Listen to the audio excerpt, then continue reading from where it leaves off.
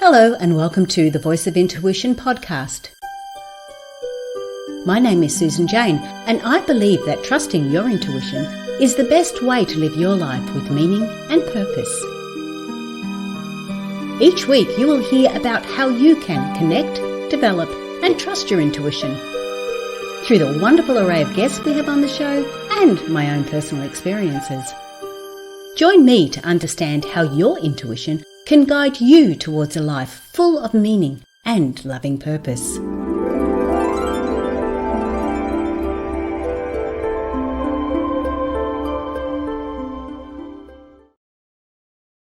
Hello and welcome to the Voice of Intuition podcast. My name is Susan Jane and I'm your host for the podcast. Now today we have a wonderful guest on, Shelly. Now look, this is one of those areas that we're talking about today that I remember going through corporate Australia, I have to say, and it's like you just don't talk about family and business together. Like it just doesn't happen. You're either at home or you're at work, and there's none of that in between. And that's what we're going to be talking about today, and how our intuition is going to help us there. We're talking about how we look at our family through the eyes of our business. And we have got the expert on all of this. And his name is Aaron. So welcome to the show, Aaron. Thank you very much, Susan. I'm excited to be here. Yeah, don't worry. We're going to ask some really hard-hitting questions here. Well, no, I'm going to try to anyway.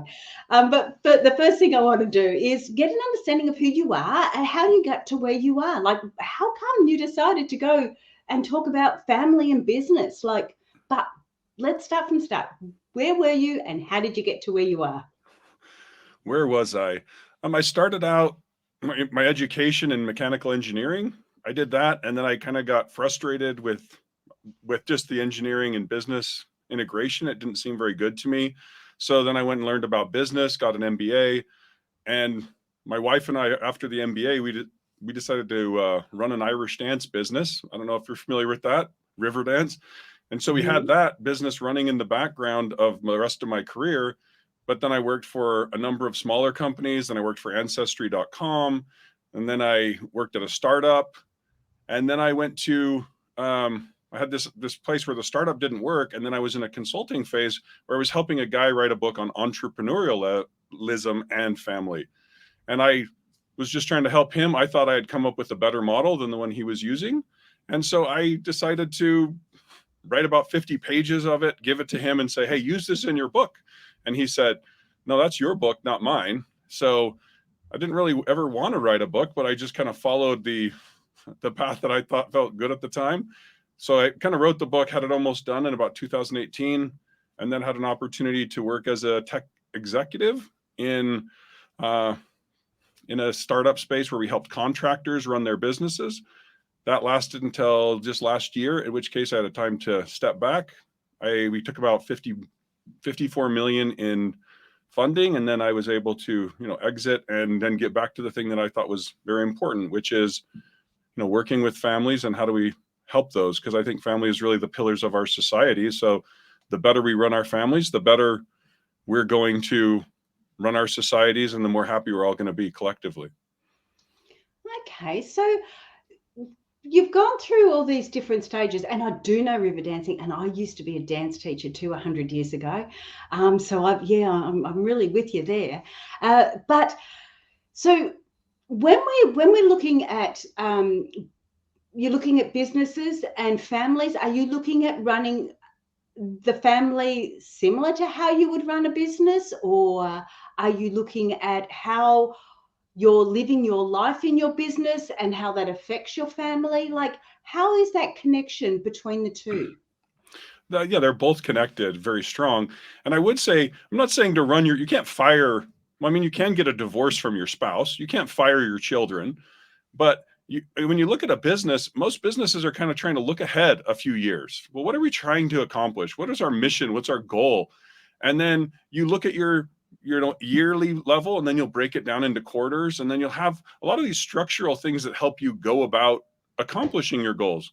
And every culture, every business will have its culture, whether that culture is, we need to be super innovative, which is a lot of what smaller companies that are trying to grow are, or we need to be super stable and predictable, which is a lot of bigger companies get into.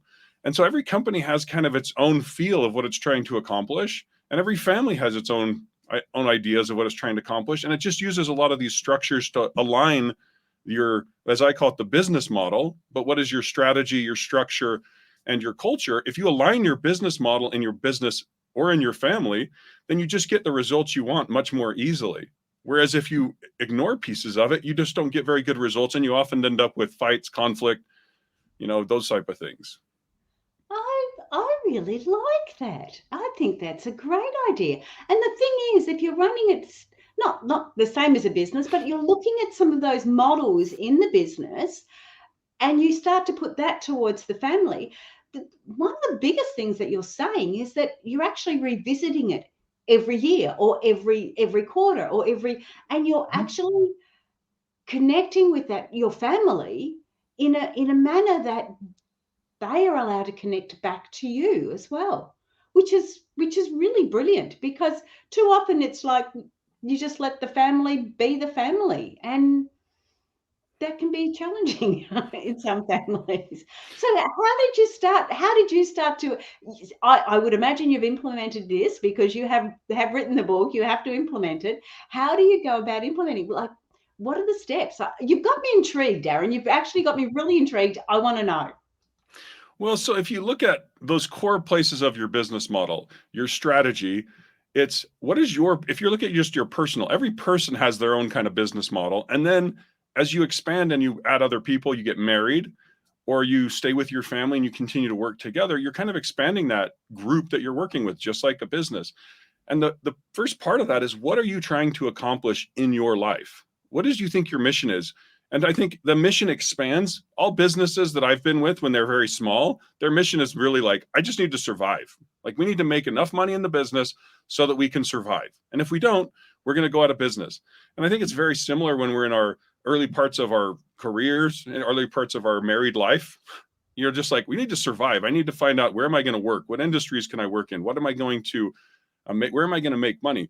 But then your mission starts to, once you start to get that settled, then you start to look out a little further. Do I really just want to maximize money? And then you start to look at, no, I don't. I want to maximize relationships. I want to maximize these other things as well. And so that's where I think it's really critical to look at your strategy and say, like, what is my mission? What is my purpose as an individual? And then as you get bigger, what's our purpose together? And so if you start and have that good strategy, then you move on to your structure, which is, what are the things that we can do to support that strategy? And we talked a little bit about that. It's like our meetings, but then it's also roles, right? Like, if you and I were going to start a business, we wouldn't say, hey, you're gonna go make money and I'm gonna go make, you're gonna be in sales and I'm gonna be in sales. You would say, you're gonna go be in sales and I'll go be in product and I'll make the thing that you're gonna sell, and we'll specialize. And so having different roles is important in a business, because it allows you to specialize and do what you do best, and often avoid some of your weaknesses. And so that's where you see, like with my wife, I do none of the technical, or none of the dance thing of our dance business. I've never done Irish at all. My wife did it for, I don't know what it was, 15 years before she started teaching. And we specialize. I take care of the technical stuff. I take care of the business. I take care of clearing the snow off the road. And she takes care of teaching the kids, managing the dance company, dealing with all the parents. That's her job. We specialize there. And it's the same way in our lives. My wife really cares about the food and the health of the family, kind of like the HR department in a company. I really care about managing the finances. So we have this specialization that we do. That's just super important to have an effective business. That's that structural piece. And then the last piece I talk about is the culture.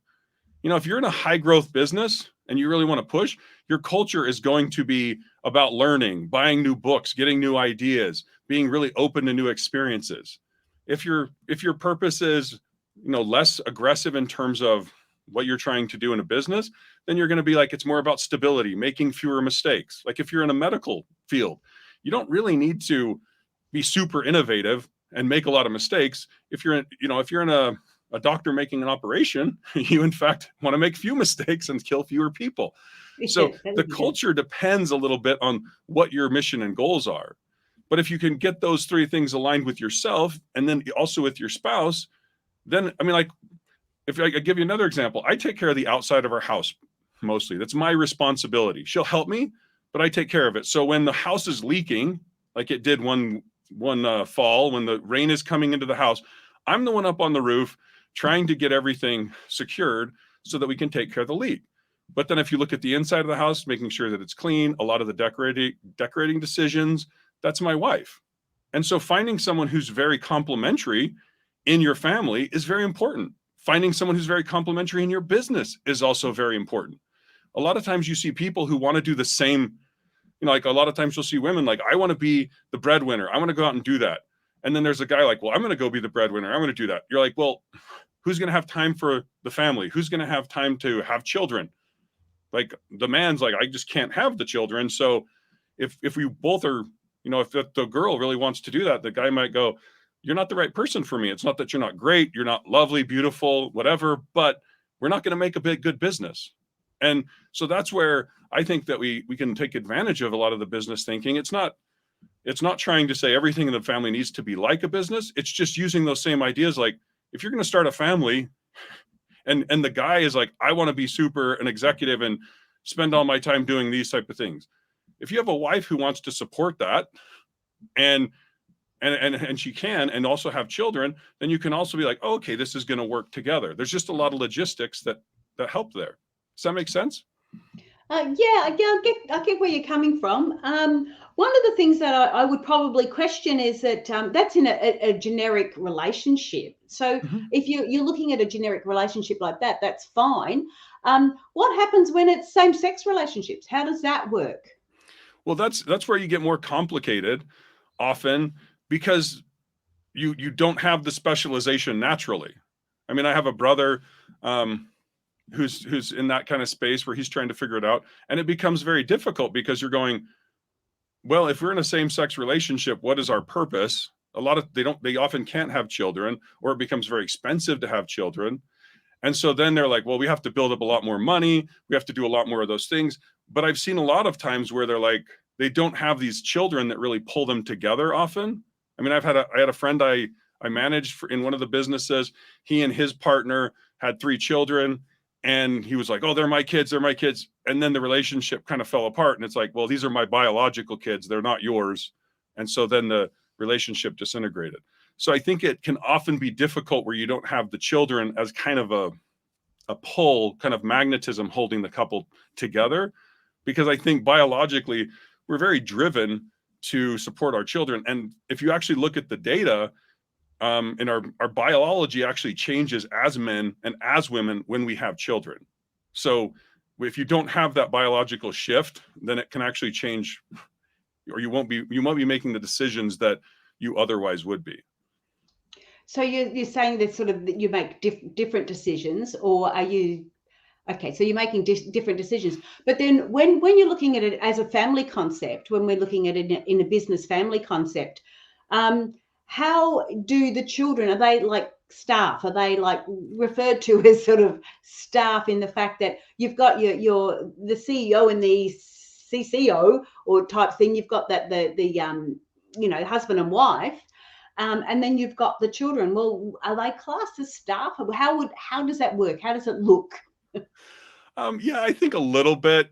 You would, just like you would, if you're the CEO of a company and then you hire a very junior level employee, you're not looking at that person like, I really hope these junior level employees are going to help me understand all these things in the market, and they have so much experience. You're like, they have very little experience. There's definitely, you want to treat them well. You don't want to treat them like they're, less than in this sense, but you're not looking to them as, oh, we need to understand them for strategic purposes and understand, where they want to go.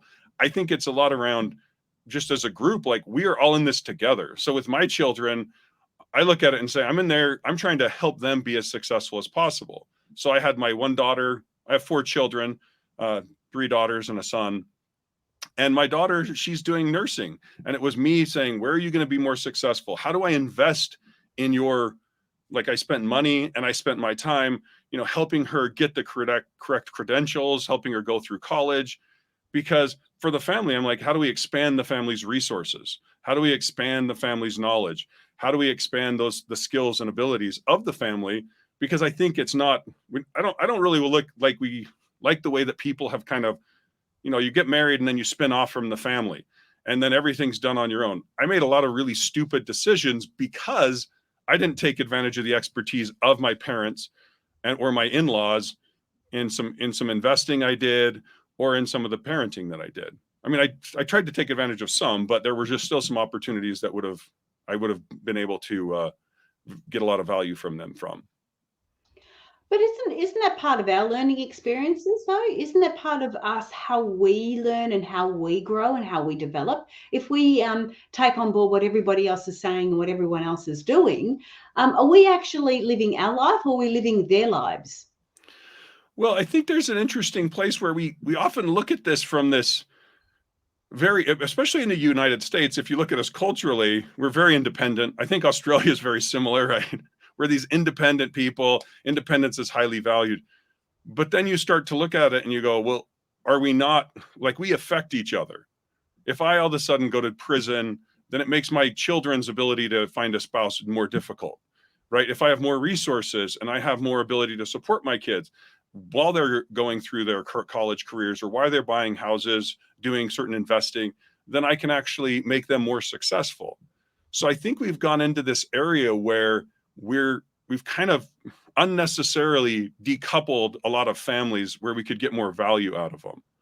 And if you look at a lot of the like Middle East, Asia, they're much more collective. So the family is much more supportive of the individuals and of the additional families. So I think it's just kind of towing the line. You do need, I agree in your terms of, you need to develop, you need to give kids their own space, but I think you also need to help them with your learnings. Like if you look at one of the biggest mistakes people will make in a business world, or the biggest one most people say, is if you hire the wrong person. That's a horrible mistake in business because it just takes a long time to work them through.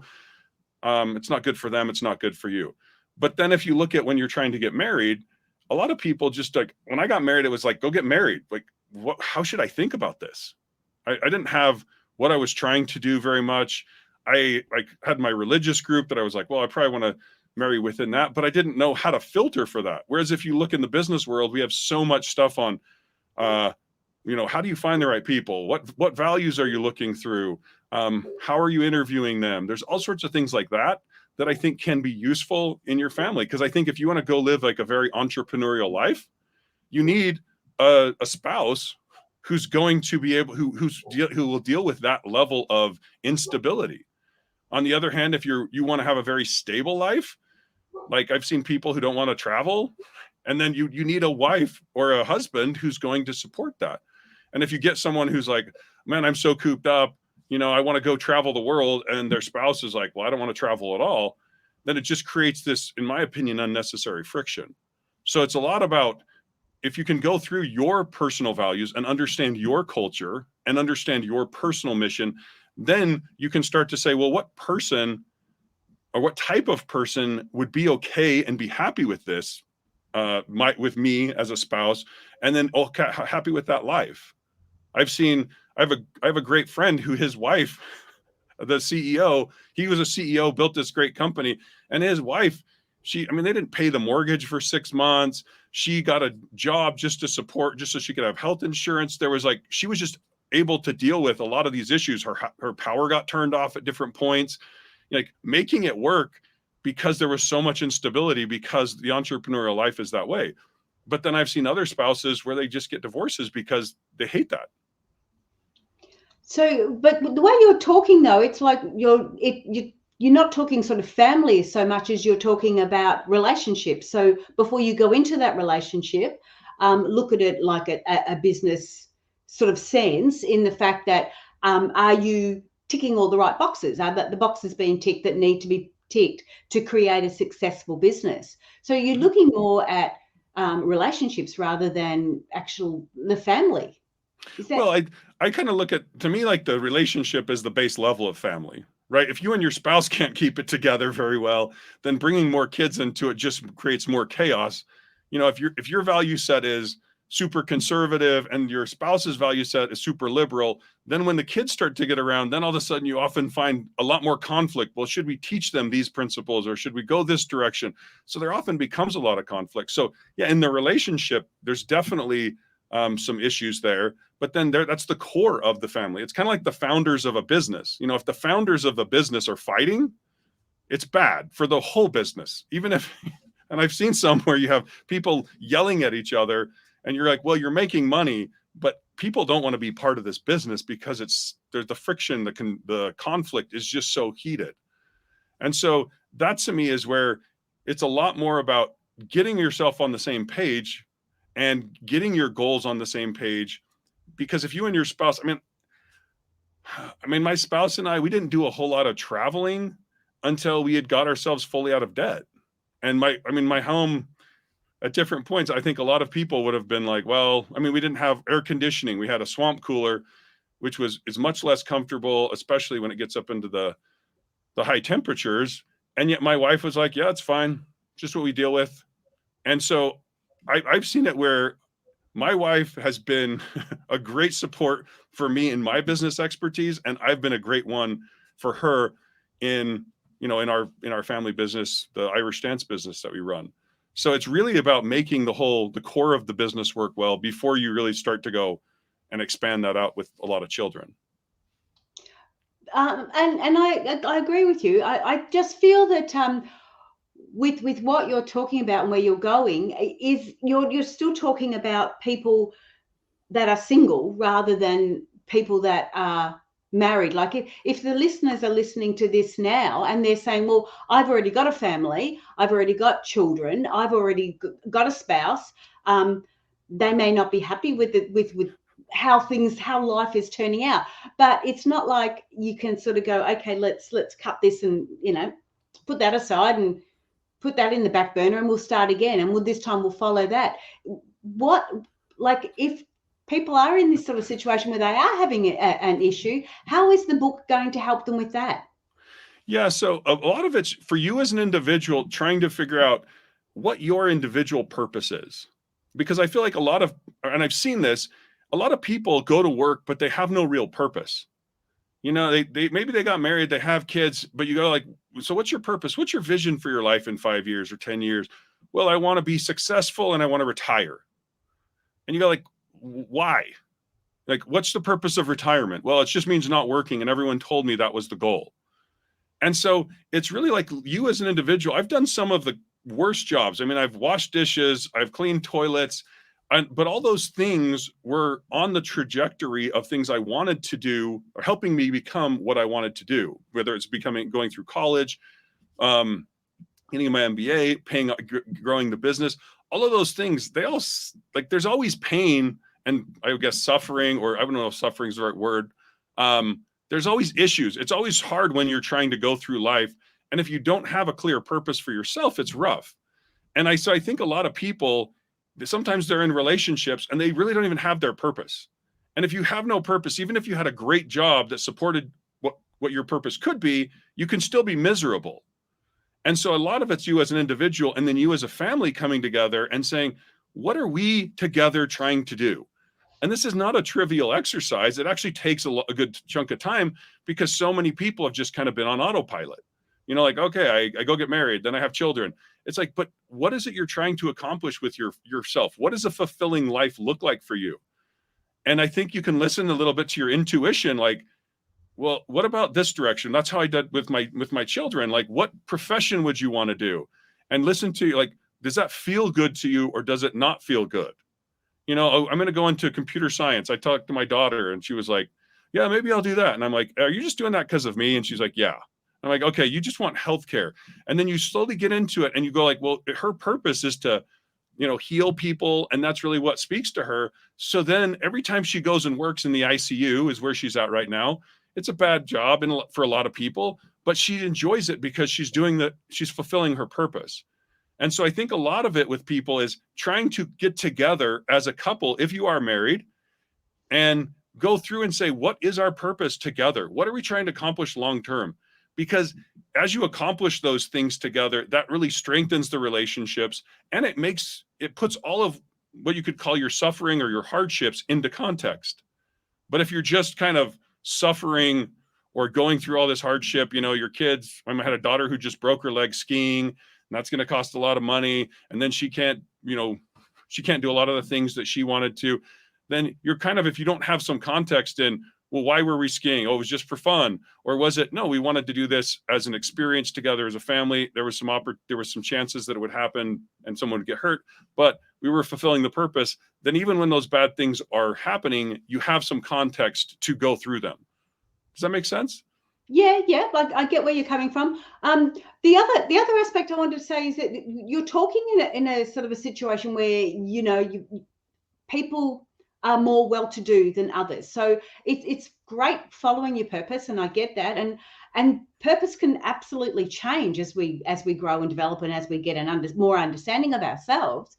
But what about those people that may not even have a roof over their head? May be sharing a small apartment with 3 or 4 other people. It certainly might not be where their purpose or where they feel that they should be. But how do they move forward in the concept of the family flywheel? Yeah, so you're getting into the next place. So if you look at we talked about the business model that's really the engine that creates success in your life. And so the business model is determining what you're going to invest in. And then I categorize these 3 different investment classes. Like, you can invest for money. Like, if you're going to go spend your time, which I call a human resource, and you're going to go get money for that, then that's a financial resource. And then there's another type of resource called a social resource. And social resources are relationships. So to me, you can invest for money, you can invest for relationships, or you can invest, kind of in yourself, whether it's your health or your abilities, your time, those type of things. And if you have a good business model, then you start to produce more results. Like, if you look at a company, and this is why the book is called The Family Flywheel, a company, if it makes good decisions and invests in good people, then those people can then make money. Now they have money and people, and then they can get a reputation, go do marketing. Now they have money, they have people, and now they have relationships. And this is where you can have a flywheel effect. Right now, you can take those people, money, and resources, and you can invest more and more. I mean, if you look at companies like Google, they were worth about $1 million in 1999, but through the investments in their technology and in people and in their advertising and those type of things, now the company's worth, I don't know, $1.5 or $2 trillion. And this is the flywheel effect. It takes it to build on itself.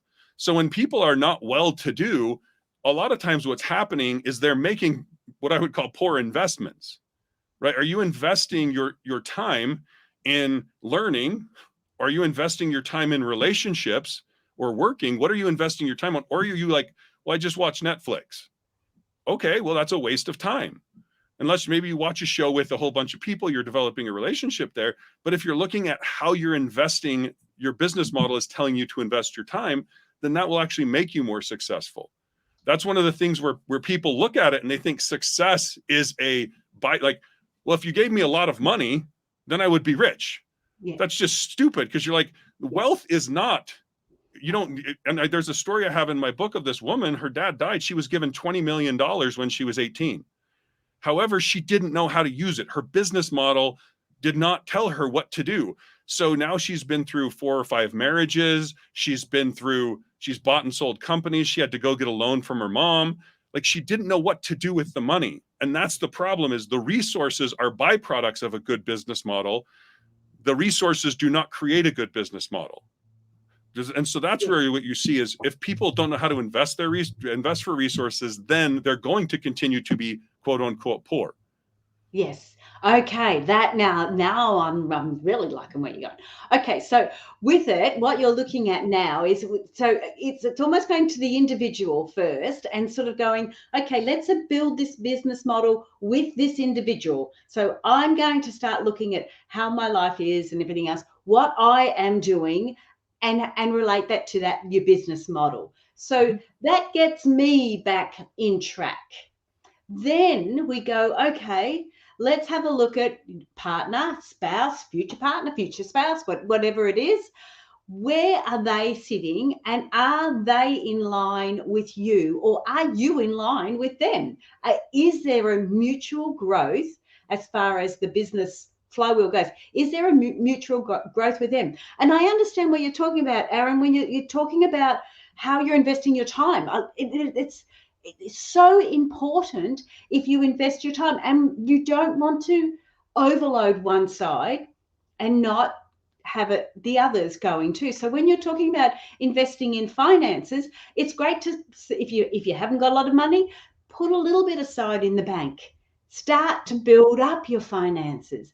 Then when you're looking at relationships, if you do want to go into sales or into some sort of area that you're looking at, or some area that you like, build up relationships with people that are already in that area. Or I want to learn more about marketing. I got a job as learning to do marketing. I'm learning and getting paid as I went along. So I'm building up those relationships there. And then the final one was finance, relationships. What was the last one? Finance and human. Personal. Personal.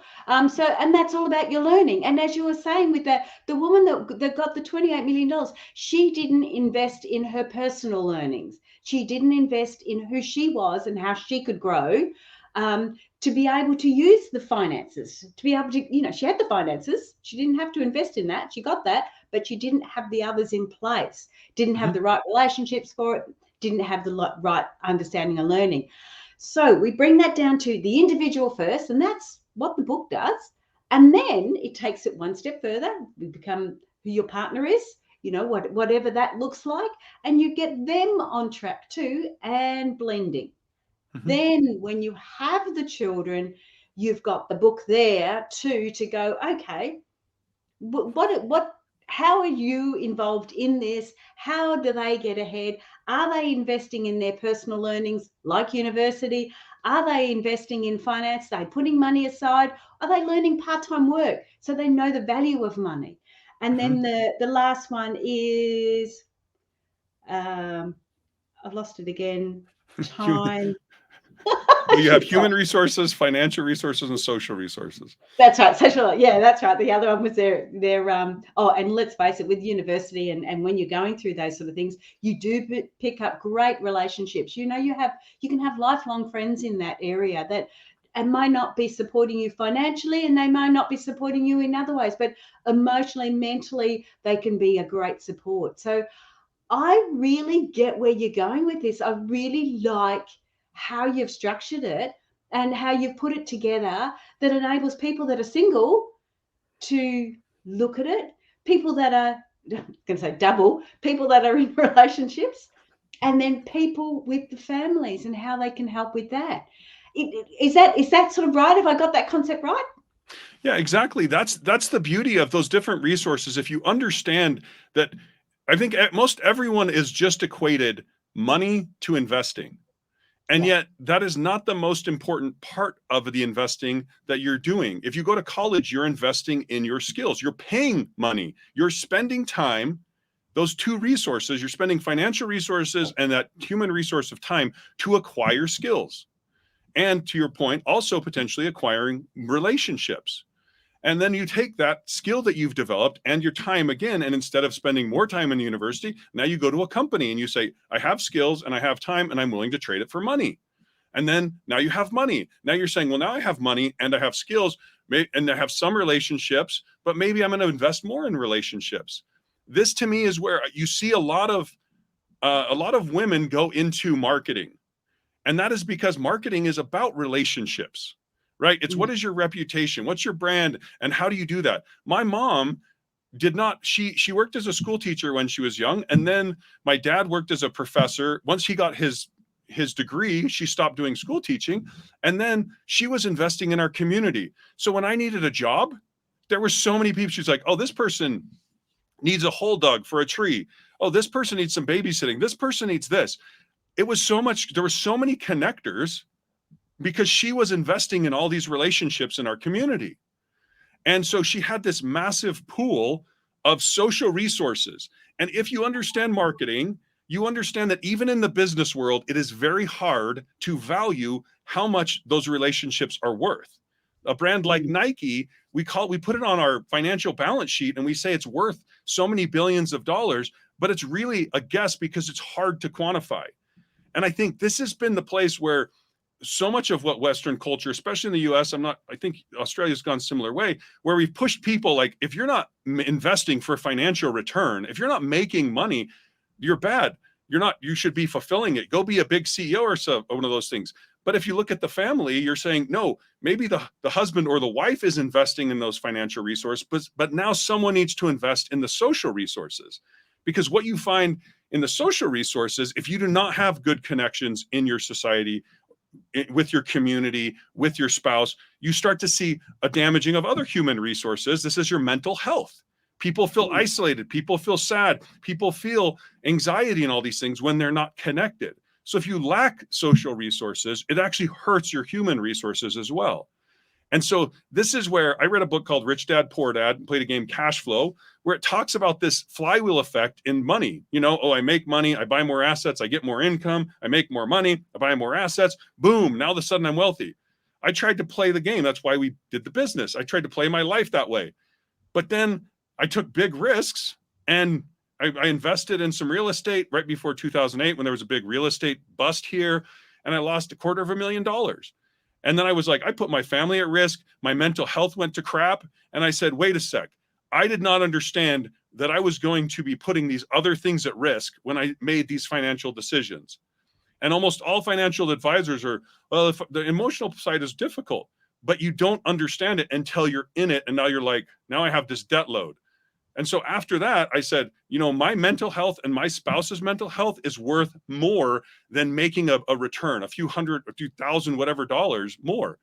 At which case my wife and I said, we are paying all of our debt off. Even though every financial advisor will say, do not do that. You could make more money in the stock market. You're home. You have a 3% interest rate. Don't do it. You could make so much more. Screw that, because they're not taking into account your mental health. For me, especially as the provider, when I made that decision, there was a lot of stuff. And I think if I hadn't had the right social connections to help me through that difficult time, I may have knocked myself off. Right. So that's the issue that you're not taking into account. If you underinvest in these other resources, like, oh, I'm a doctor, I'm going to go invest all my time to make my family so much money. And then your family doesn't know you, your wife hates you, you get a divorce because you underinvested in social resources. That's your own fault, but it's a sad reality that a lot of people do.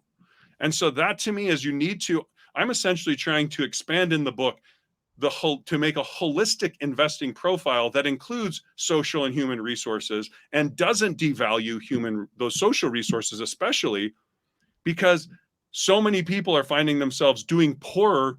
They're financially maybe have a little more money, but then their connections are so poor, they feel isolated, they have anxiety, they're taking drugs, they're drinking, they're doing all these things to try to medicate themselves because they're so underinvested in social connections. Wow, I love that. Thank you so much for sharing that. And I could see the passion and I could see the understanding for it, because I did the same. I did the cash flow game. I did Rich Dad, Poor Dad. I've been there, done that, know what you're talking about. And I kept on thinking intuitively, I kept on going, that's okay if all you want to do is focus on money. But I didn't want to just focus on money or finances. I wanted to have that holistic approach. And you're almost saying, cut it into thirds in the three different areas that you really want to, that you need to invest in. And Rich Dad, Poor Dad, the cash flow game, was all about investing in one section. It did do a bit of learning, I must admit, did a bit of personal learning. Yeah. And we did it as a group, so there was a little bit of social interactive, but it was just all focused on the money side of it.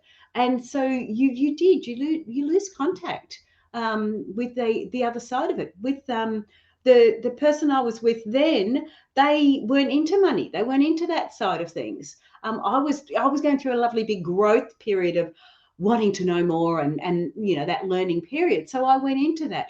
They weren't interested, and it was like, we weren't growing together. We weren't, yeah. And they don't have to be interested, like you were saying. That doesn't have to be their interest.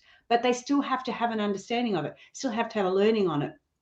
Well, And as a yeah. person on their own, they have to know it.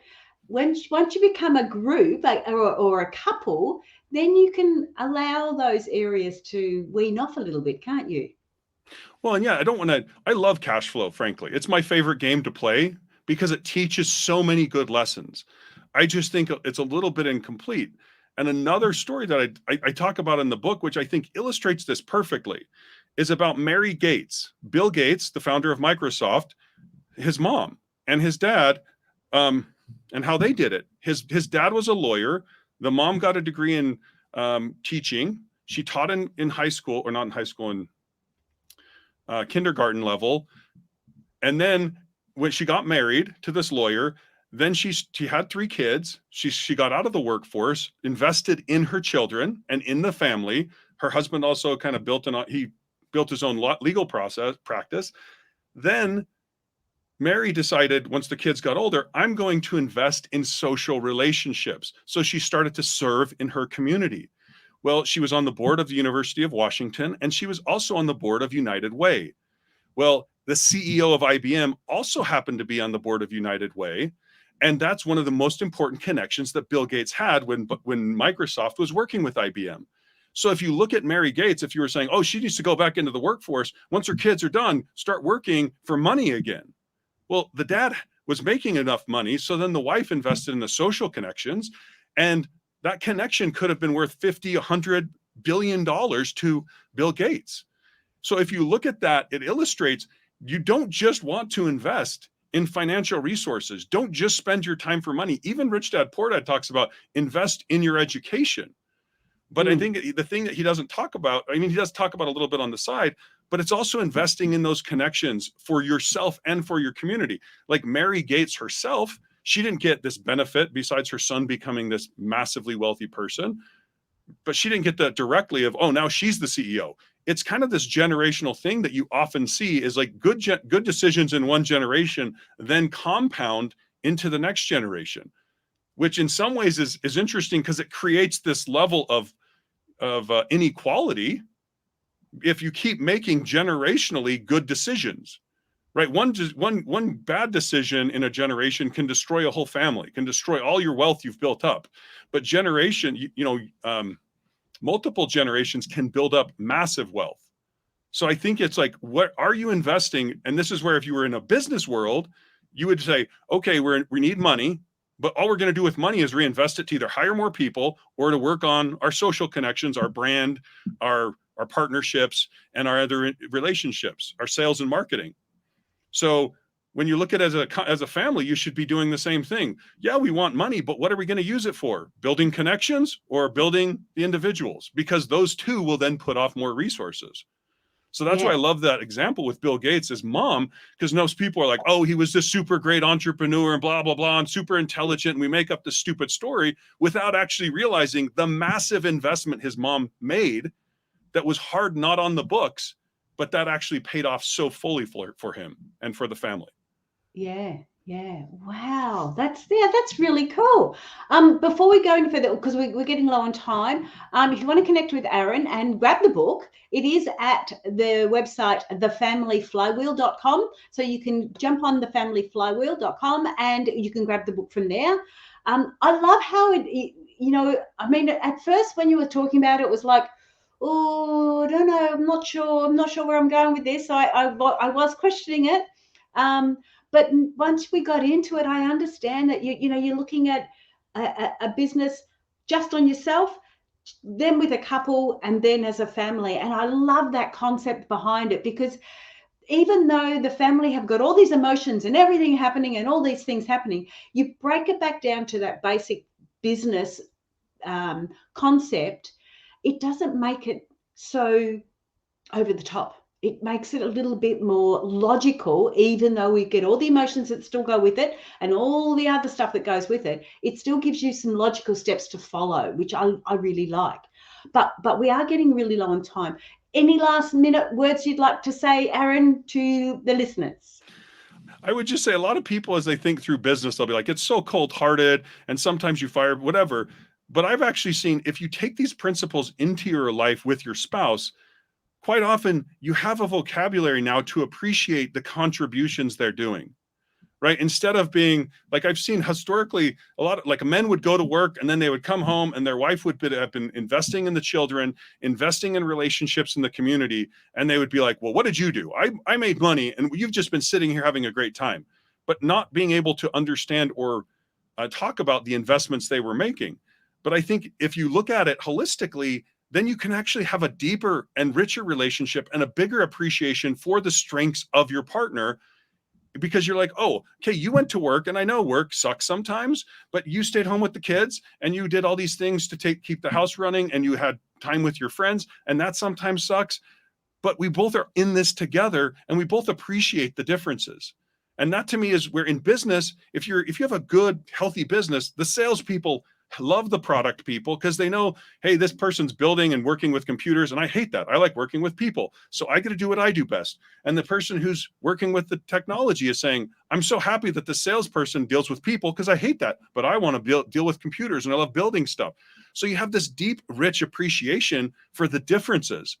And so I think we're trying societally, it seems like we've tried to homogenize everyone and say everyone should do the same things. But the reality is it's such a richer relationship and a richer life if you focus on how do we exploit the differences and the strengths of each person and not try to say everyone needs to be the same. So I think it helps deepen our relationships if we use these principles and have happier families and frankly more successful financially, socially, and human resource wise than we otherwise would be.